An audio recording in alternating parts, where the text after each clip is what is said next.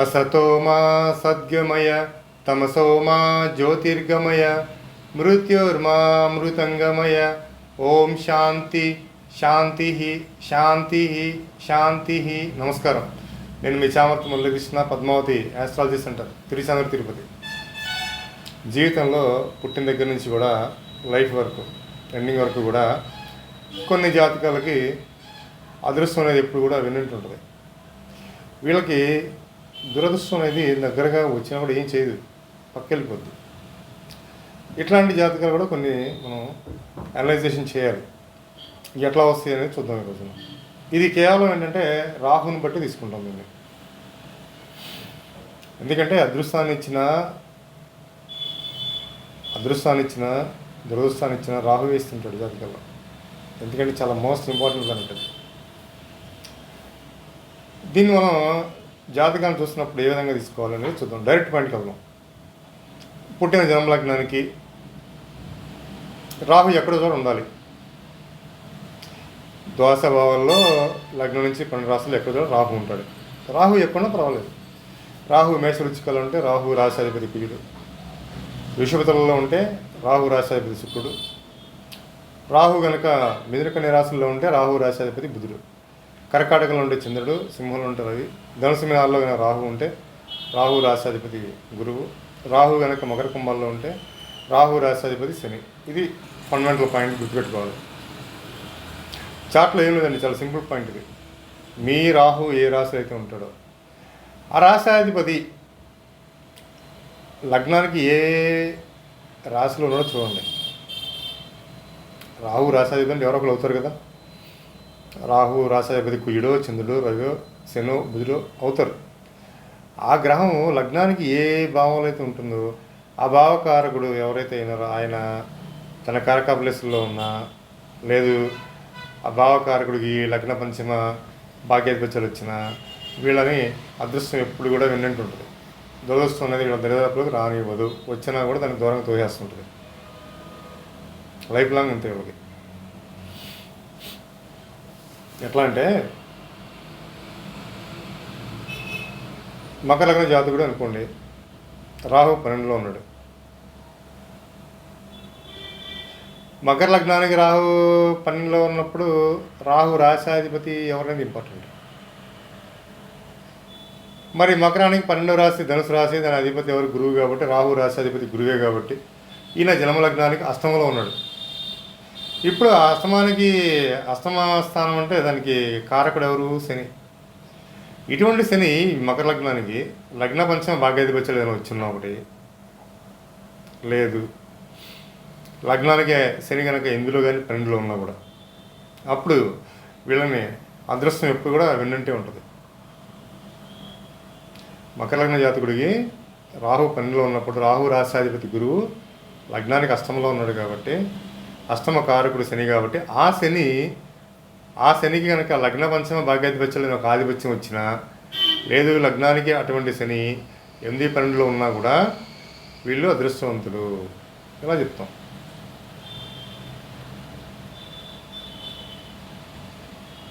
మేషలగ్నం తీసుకోండి. మేషలగ్నానికి రాహు వచ్చేసరికి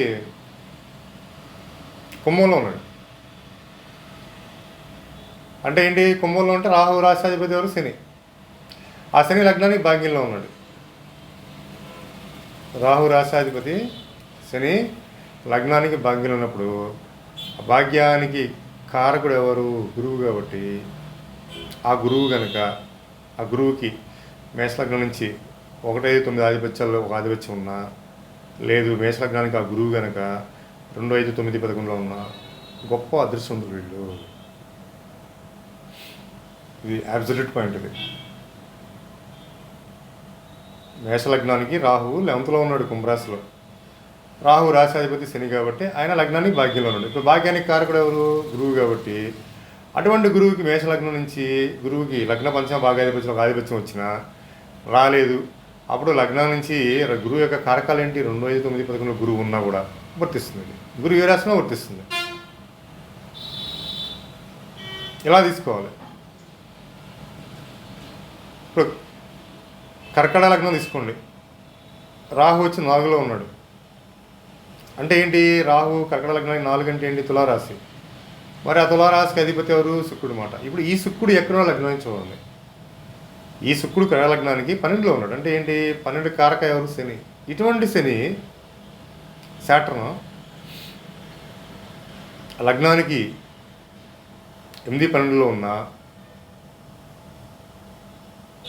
లగ్నం నుంచి 8th, 12thలో ఉన్నా, లేదు ఈ లగ్నానికి కనుక శనికి లగ్న పంచమ భాగాధిపత్యాలు వచ్చినా, లేదు లగ్నానికి కూడా కారకాధిపత్యం వచ్చినా కూడా తీసుకోవచ్చు.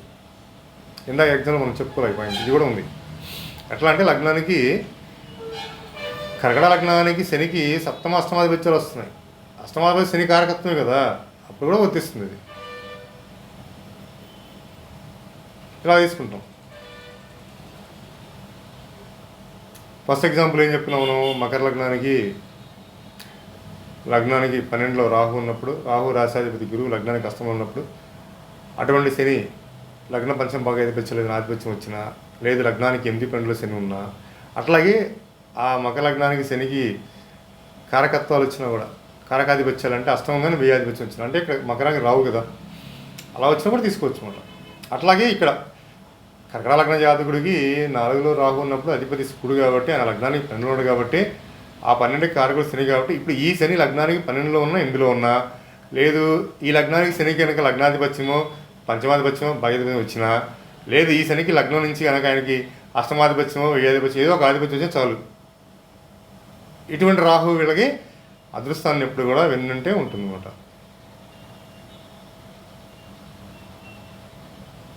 ఇలా తీసుకోవాలి. ఇప్పుడు కన్యా లగ్నం ఉంది, జాతకుడు పుట్టాడు కన్యా లగ్నంలో, రాహు వచ్చేమో 5లో ఉన్నాడు. 5 అంటే ఏంటి, మకర రాశి. మరి మకరానికి అధిపతి ఎవరు, శని. ఆ శని లగ్నానికి 12లో ఉన్నాడు. అబ్వియస్లీ కరెక్ట్ ఇది. ఎందుకని, ఏ రాహు రాశాధిపతి అయితే శని అయి ఉన్నాడో ఆ శని ఎక్కడో లగ్నానికి 12లో ఉన్నాడు. అంటే ఏంటి, ఇక్కడ శని ఇక్కడ 12లో ఉన్నాడు కాబట్టి ఆ శనికి కారకాలు ఏంటి, 8, 12. అటువంటి శని లగ్నానికి 12లో ఉన్నా, 8లో ఉన్నా కన్యా లగ్నానికి, లేదా కన్యా లగ్నానికి శనికి అష్టమ వ్యయాధిపత్యాలు వచ్చినా, లేదా కన్యా లగ్నం నుంచి శనికి పంచమాధిపత్యమో లగ్నాధిపత్యమో భాగ్యాధిపత్యం వచ్చినా కూడా, ఇక్కడ ఏం జరిగింది, శనికి పంచమాధిపత్యం వచ్చింది, ఆయన లగ్నానికి 12లో ఉన్నాడు కాబట్టి వర్తిస్తుంది. ఇలా తీసుకోవాలి మనం. రాహు రాశాధిపతి ఏ భావంలో అయితే ఉంటాడో ఆ భావకారకుడికి లగ్న పంచమ భాగ్యాధిపత్యాలు వచ్చినా పర్వాలేదు, లేదు ఆ భావకారకుడు తన కారక ప్లేస్లో ఉన్నా పర్వాలేదు, ఆ భావకారకుడు లగ్నం నుంచి ఆయన యొక్క కారకాధిపత్యాలు వచ్చినా పర్వాలేదు. వృశ్చిక లగ్నంలో పుట్టారనుకోండి, రాహు 2లో ఉన్నాడు అనుకోండి, రాహు రాశాధిపతి ఎవరు, గురువే అవుతాడు. మరి అటువంటి గురువు వచ్చేసరికి 2లోనే ఉన్నాడు అనుకోండి, లగ్నానికి ధనుసులోనే ఉన్నాడు. రాహు రాశాధిపతి రాహుతోనే కలిసి అక్కడే ఉన్నాడు అనమాట. అంటే ఏంటి, ఆ గురువుకి లగ్నాధిపత్యం కానీ పంచమాధిపత్యం కానీ భాగ్యాధిపత్యం రావాలి, లేదా అటువంటి గురువు లగ్న పంచమ తన కారక ప్లేస్లోనే ఉండాలి. వృశ్చికానికి కారక ప్లేస్ గురువుకి 2, 5, 9, 11. 2 అంటే ధనుసు, 5 అంటేనేమో మీనం, 9 అంటేనేమో వృశ్చికానికి 9 కర్కాటకం, 11 వచ్చేసరికేమో కన్యా రాశి వస్తుంది. ఇక్కడ ఏం జరిగింది, అదే రాహు దగ్గర వస్తున్న గురువుకి కారకాధిపత్యాలు కూడా వచ్చినాయి 2, 5. ఇలా తీసుకుంటాం దీన్ని, ఇలా కూడా రావచ్చు అన్నమాట. కారకాధిపత్యాలు వచ్చినా, కారక ప్లేస్లో ఉన్నా, లేదా లగ్నాధిపత్యమో పంచమాధిపత్యమో భాగ్యాధిపత్యం వచ్చినా కూడా పర్వాలేదు అన్నమాట. ఇది పాయింట్ అన్నమాట. ఈ విధంగా తీసుకోవాలి. ఇట్లా రాలేదండి మాకు, ఫర్ ఎగ్జాంపుల్ ఒక లగ్నం ఉందనుకోండి, కన్యా లగ్నం అనుకోండి, రాహు వచ్చేమో 2లో ఉన్నాడు, రాహు రాశాధిపతి శుక్రుడు లాభంలో ఉన్నాడు అనుకోండి. అటువంటి లాభం అంటే ఏంటి, గురువు కారకత్వం అది. ఇప్పుడు ఈ జన్మ లగ్నానికి కన్యకి గురువుకి లగ్న పంచమ భాగ్యాధిపత్యాలు రాలేదు, లేదు ఆ గురువుకి కారకత్వ ఆధిపత్యాలు వచ్చినాయా అంటే అవి రాలేదు. ఈ లగ్నానికి గురువు 2వ ఆధిపత్యం రాలేదు, 5 రాలేదు, 9 రాలేదు, 11 రాలేదు. పోనీ ఈ గురువు లగ్న పంచం భాగ్యాధిపత్యాలు వచ్చినా రాలేదు, కారకాధిపత్యాలు కూడా రాలేదు లగ్నం నుంచి. పోనీ లగ్నానికి 2, 5, 9, 11 లేదు చూడండి, లగ్నానికి 2లోనో 5లోనో 9లోనో 11 వర్తిస్తుంది. కానీ గురువే కాదు, ఏదైనా గ్రహం ఒంటరిగా ఉండకూడదు. అది చంద్రుడు కావచ్చు, రవి కావచ్చు, గురువు కావచ్చు. ఒంటరి గ్రహాలు అనేసరికి బలహీనంగా ఉంటాయి ఇక్కడ ఈ కాన్సెప్ట్లో. కాబట్టి ఒంటరి గ్రహానికి అంత ప్రాధాన్యత లేదు ఇక్కడ. అది ఏదో ఒక గ్రహంతో కలిసి ఉందని, ఏదైనా గ్రహం దాన్ని చూస్తూ ఉండాలి అనేది ఇంపార్టెంట్. కనీసం ఏంటంటే ఎందుకు మనం ఇట్లా చెప్పుకోవాల్సి వస్తుందంటే, ఈ వీడియోలో మెయిన్ కాన్సెప్ట్ ఏంటంటే, మీ రాహు రాష్ట్రాధిపతి ఏ భావం లేదంటే ఆ భావకారకుడికి లగ్న పంచమ భాగ్యాధిపత్యాలు రావాలి. ఇది ఫస్ట్ నిబంధన. ఇది లేనప్పుడు రెండో పాయింట్కి వెళ్తాం. ఏంటి ఆ పాయింట్ అంటే, ఆ భావం ఏదైనా భావ కారకాలు ఏదైతే ఆ కారకాల్లో కారకాధిపతి ఉండాలి. తర్వాత మూడో పాయింట్ చెప్పామంటే కనీసము ఆ కారక ప్లేస్లో ఆధిపత్యం రావాలి. ఇలా చెప్తున్నాం. మరి ఒంటరి గ్రహానికి ఫస్ట్ పాయింట్ ఓకే అయినప్పుడు తీసుకుంటాం. అది ఒంటరిగా ఉన్నా కూడా లగ్నాధిపత్యము, పంచమాధిపత్యము, భాగ్యాధిపత్యం వచ్చినప్పుడు తీసుకుంటాం. అలా రానప్పుడు 2-3 పాయింట్లకి ఒంటరి గ్రహాలకు వర్తించదు. ఇలా తీసుకోవాలన్నమాట. ఇక్కడ కనిపించడం లేదండి, సింపుల్ పాయింట్ ఇది. రాహు ఏ రాశిలో అయితే ఉంటాడో ఆ రాహు రాశాధిపతి లగ్నానికి ఏ భావాలు ఉంటే ఆ భావానికి కారకుడు ఎవరో ఆయనకి లగ్నాధిపత్యమో, పంచమాధిపత్యమో, భాగ్యాధిపత్యం రావాలి. అలా వచ్చినప్పుడు ఒంటరిగా ఉన్న ఇబ్బంది లేదు. అలా కాకుండా ఆ లగ్నానికి ఆ భావాధిపతి ఎవరైతే అయినాడో భావకారకుడు కారక ప్లేస్లో ఉన్నప్పుడు ఒంటరిగా ఉండకూడదు. ఏదో గ్రహంలో కలిసినా నేను గ్రహం చూస్తుండాలి. లేదు కారకాధిపత్యాలు వచ్చినాయి అప్పుడు కూడా ఒంటరిగా ఉండకూడదు. ఇలా మాట తీసుకోవాల్సింది. ఇట్లా ఉన్నప్పుడు జీవితంలో వీళ్ళకి అదృష్టం ఎప్పుడు కూడా వెన్నంటే ఉంటుంది. దురదృష్టం అనేది వీళ్ళని దరిదాపుల్లో కూడా రాదు. ఇది చాలా ఇంపార్టెంట్ వీడియో. ఇంకొక మకర లగ్నం తీసుకోండి. మకర లగ్నానికి రాహు వచ్చి 11లో ఉన్నాడు, వృశ్చికంలో. 11లో ఉన్నాడంటే రాహు రాష్ట్రాధిపతి ఎవరు? కుయుడు. ఆయన లగ్నానికి 6లో ఉన్నాడు. 6లో ఉండి 6 కారక కుయుడే కదా. ఇటువంటి కుయుడికి ఇక్కడ లగ్నాధిపత్యం రాలా, పంచమాధిపత్యం, భాగ్యాధిపత్యం రాలేదు. అట్లాగే ఈ కుయుడికి తన కారక ప్లేస్లో కూడా లేడు. మూడో ప్లేస్ తీసుకుంటాం కారక అంటే. 6లో ఉన్నాడు ఇక్కడ. ఇది వర్తిస్తుంది మళ్ళీ. అంటే కారక ప్లేస్లో ఉండాలి, కారకాధిపత్యాలు రావాలన్నమాట. అంటే మకర లగ్నానికి కుయుడికి 3-6 ఆధిపత్యాలు రావాలి, లేదా 3-6 స్థానంలో ఉండాలి, లేదా లగ్న పంచం భాగ్యాధిపత్యాలు రావాలి.